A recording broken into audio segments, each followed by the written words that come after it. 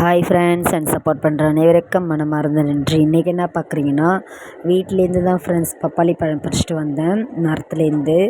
ஏற்கனவே நான் வீடியோ போட்டிருப்பேன். அந்த மரத்தை எவ்வளோ காய் இருந்ததுன்னு நீங்களே பார்த்துருப்பீங்க. அதுலேருந்து பழம் பழுக்க ஆரம்பிச்சிச்சு. பாருங்கள் எப்படி இருக்குன்ட்டு. நல்ல பெரிய காயாக இருக்கும். இந்த இதில் இன்னும் சின்ன சின்னதாக இருக்குது, மேலே பெருசாக இருக்குது. நான் கீழே பழுத்தது வரைக்கும் பிடிச்சிட்டு வந்தேன் ஊருக்கு போனப்போ. இன்னுமே டேஸ்ட்டு இன்னுமே செம்ம தித்திப்பாக இருக்குது. ஜீனி கொட்டின மாதிரி இருக்கும் ஃப்ரெண்ட்ஸ் இந்த பப்பாளி. இன்னுமே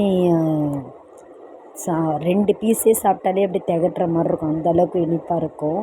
இதில் அவ்வளோ மருத்துவ குணம் இருக்குது. இன்னுமே நீங்களும் வாங்கி சாப்பிடுங்க.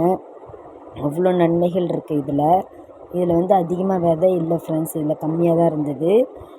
அடுத்த பழத்தில் நிறையா விதை இருந்தது. நல்ல தித்திப்பு. இன்னுமே ஜீனி போடுற மாதிரி இருந்தது வாயில். அவ்வளோ டேஸ்ட்டாக இருந்தது ஃப்ரெண்ட்ஸ். பாருங்கள் எப்படி இருக்குன்ட்டு. இன்னுமே நீங்களும் சாப்பிடுங்க, வாங்கி சாப்பிடுங்க. உடம்புக்கு அவ்வளோ நன்மைகள் இருக்குது இந்த பப்பாளியில். பிடிச்சிருந்தால் லைக் பண்ணுங்கள், ஷேர் பண்ணுங்கள், சப்ஸ்கிரைப் பண்ணுங்கள், மை சேனலுக்கு சப்போர்ட் பண்ணுங்கள். நல்ல சமத்துக்கு